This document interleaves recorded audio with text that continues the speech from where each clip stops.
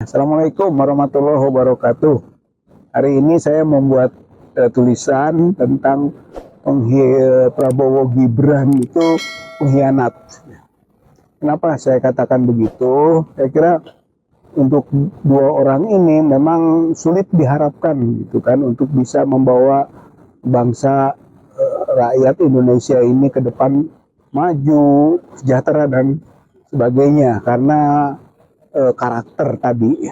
Nah, tentang Gibran, saya kira sudah jelas bahwa dia itu pengkhianat terhadap konstitusi, gitu kan, dengan bantuan pamannya Anwar Usman ya, sampai bisa di mark up lah usianya itu. Yaitu pengkritisan cukup banyak tentang pelanggaran dan pengkhianatan itu. Kemudian Gibran juga mengkhianati demokrasi. Lembaga demokrasi seperti KPU saja bisa ikut dimainkan ya, sehingga belum ada perubahan PKPU sudah diterima pendaftarannya. Saya kira itu pengkhianatan itu. Kemudian dia juga mengkhianati mengenai edukasi yang ramai itu. Dia tidak punya ijazah SMA. Kemudian ada penyetaraan, dan penyetaraan itu bermasalah gitu kan tentang UTS insertnya, ya, itu tidak sesuai dengan undang-undang pemilu, bahkan undang-undang pilkada. Waktu dia menjadi wali kota juga tidak sesuai aturan itu, sehingga kita kualifikasikan memang dia berkhianat gitu kan terhadap banyak hal konten masa lalu, sehingga dia bisa menjadi wapres gitu ya. Nah, kemudian wapres yang berkhianat ini seharusnya ikut dibersihkan oleh presidennya gitu. Tapi ternyata presidennya membiarkan, bahkan memproteksi. Berarti pengkhianatan juga gitu. Dari sisi itu pengkhianatan juga gitu. Dan kemudian kita lihat lagi dari rekam jejaknya Prabowo, itu punya gitu kan akar-akar pengkhianatan. Ya, misalnya dia mengkhianati keluarga sampai bentrok istana Cendana itu gitu ya. Sampai kalau kita baca berita masa lalu diusir, sampai juga akhirnya cerai dengan Titi Soeharto. Itu produk dari pengkhianatan keluarga gitu. Kemudian dia berkhianat terhadap TNI, tentara. Tim Mawar itu yang menculik, menghilangkan orang gitu kan, yang kemudian kena sanksi ketentaraan sampai dipecat, itu diberhentikan. Nah, setelah berhenti kemudian kabur ke Yordania untuk menenangkan. Bahkan di sana stateless loh, dia kehilangan kewarganegaraan itu. Kalau nggak dibantu sama Megawati, dia menjadi orang yang tidak berkewarganegaraan lagi itu Prabowo. Tapi itu adalah produk dari pengkhianatan tentara. Itu sejarah itu. Kemudian juga Prabowo ini berkhianat kepada rakyat pendukung waktu pemilu. Pendukungnya begitu all out. Bahkan muncul korban-korban demonstrasi kan tentang kecurangan yang dinilai keterpilihannya lawannya Prabowo.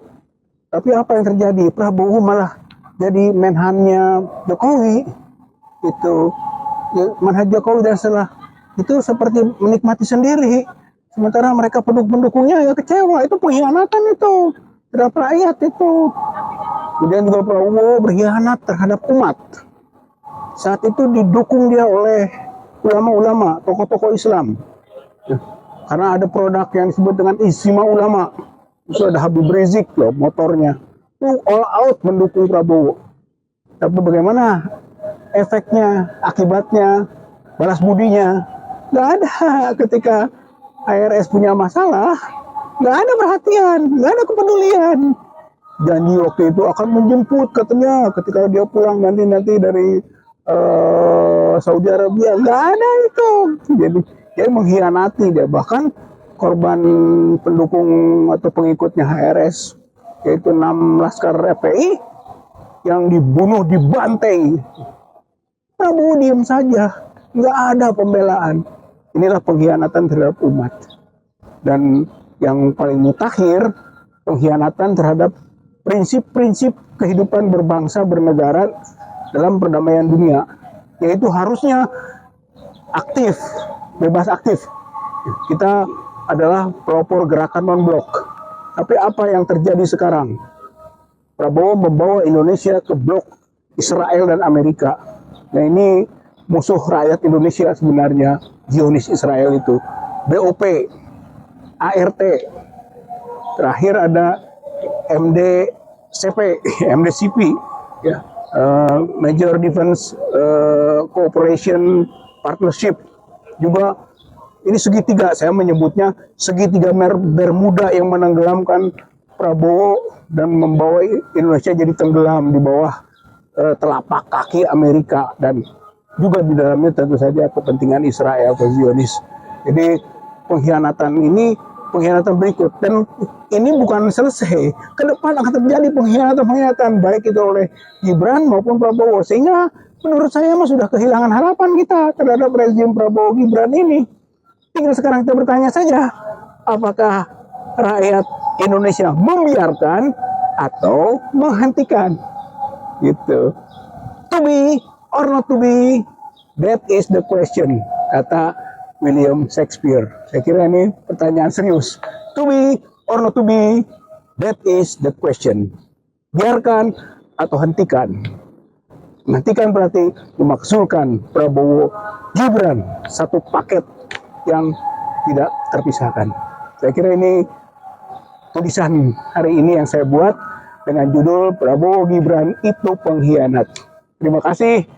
Nasrul minallah wa fatun qarib wa basyirul mu'minin. Wassalamualaikum warahmatullahi wabarakatuh.